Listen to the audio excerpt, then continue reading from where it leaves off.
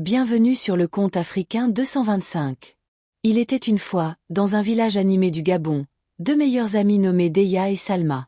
Elles avaient grandi ensemble, partageant leurs rêves, leurs rires et leurs secrets. Mais comme souvent dans la vie, leurs chemins prirent des directions différentes, et leur amitié fut mise à l'épreuve par un sentiment puissant et destructeur, la jalousie. Deya était une femme au cœur pur et généreux. Elle possédait un grand magasin de pagnes, réputé dans tout le village et même au-delà. Les tissus qu'elle proposait étaient de qualité, mais ce qui attirait le plus les clients, c'était la gentillesse de Deya. Elle écoutait chacun, conseillait avec bienveillance et offrait parfois des réductions aux plus démunis. Son magasin était toujours bondé, et les gens la respectaient profondément. Salma, quant à elle, tenait un petit magasin de pagnes à quelques pas de celui de Deya. Malheureusement, peu de clients s'y rendaient. Elle travaillait dur, mais son commerce ne décollait pas. Chaque jour, en voyant la foule se presser chez Deya, Salma sentait une amertume grandir en elle. Elle ne comprenait pas pourquoi Deya réussissait tant alors qu'elle-même peinait à survivre. La jalousie commença à ronger son cœur, jusqu'à ce qu'elle décide de prendre une décision terrible.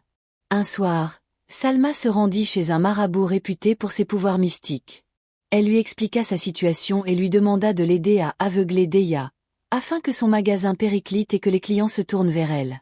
Le marabout, attiré par l'argent et indifférent aux conséquences, accepta. Il prépara un sortilège puissant et le remit à Salma. Peu de temps après, un malheur inexplicable s'abattit sur Deya. Son magasin, autrefois prospère, se vida peu à peu.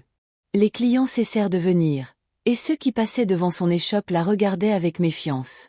Des rumeurs commencèrent à circuler dans le village. On disait que Deya avait fait un pacte avec les esprits pour réussir, et que maintenant, ces esprits se retournaient contre elle. Les gens la méprisaient, la croyant coupable de sorcellerie. Deya, dévastée, ne comprenait pas ce qui lui arrivait. Elle priait chaque jour, demandant à Dieu de l'aider, mais rien ne changeait. Elle perdit tout, son magasin, sa réputation, et même certains de ses amis. Seule dans sa détresse, elle continuait à garder espoir, car son bon cœur ne lui permettait pas de haïr ceux qui la rejetaient. Pendant ce temps, Salma, hypocrite et rongée par sa jalousie, rendait régulièrement visite à Deya chez elle. Elle feignait la compassion, lui apportant de petits plats ou lui tenant compagnie.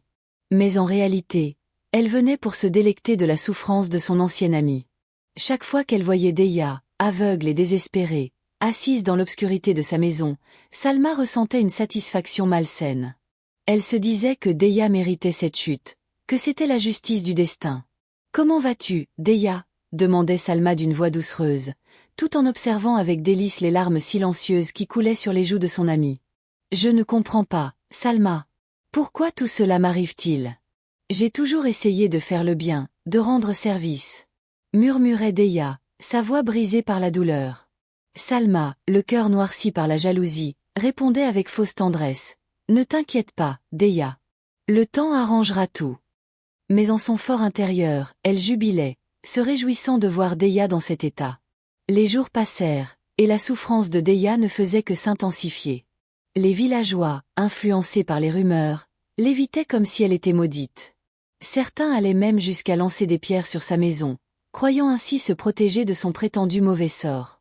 Deya, aveugle et isolée, passait ses journées à prier, à pleurer et à se demander ce qu'elle avait bien pu faire pour mériter un tel sort.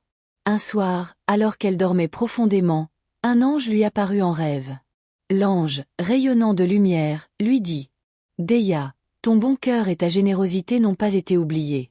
Tu as été victime d'un sortilège, mais ta pureté d'âme t'a sauvée. À partir de ce jour, tu seras guérie, et ton magasin retrouvera sa gloire d'antan. Quant à celle qui t'a fait du tort, elle devra affronter les conséquences de ses actes. » Au réveil, Deya se sentit transformée. Une énergie nouvelle l'habitait. Elle ouvrit les yeux et réalisa qu'elle voyait à nouveau. Elle se leva, remplie d'une force qu'elle n'avait plus ressentie depuis longtemps. Elle retourna à son magasin et, à sa grande surprise, les clients commencèrent à affluer de nouveau. Les rumeurs malveillantes disparurent, et les villageois réalisèrent qu'ils avaient été injustes envers elle. Deya retrouva sa prospérité, mais surtout, elle conserva son humilité et sa gentillesse. Salma, de son côté, fut frappée de folie. Le sort qu'elle avait lancé contre Deya se retourna contre elle, et elle perdit la raison. Elle errait dans le village, murmurant des phrases incohérentes, incapable de comprendre ce qui lui arrivait. Les gens, apprenant la vérité sur ses actions, la méprisèrent à leur tour.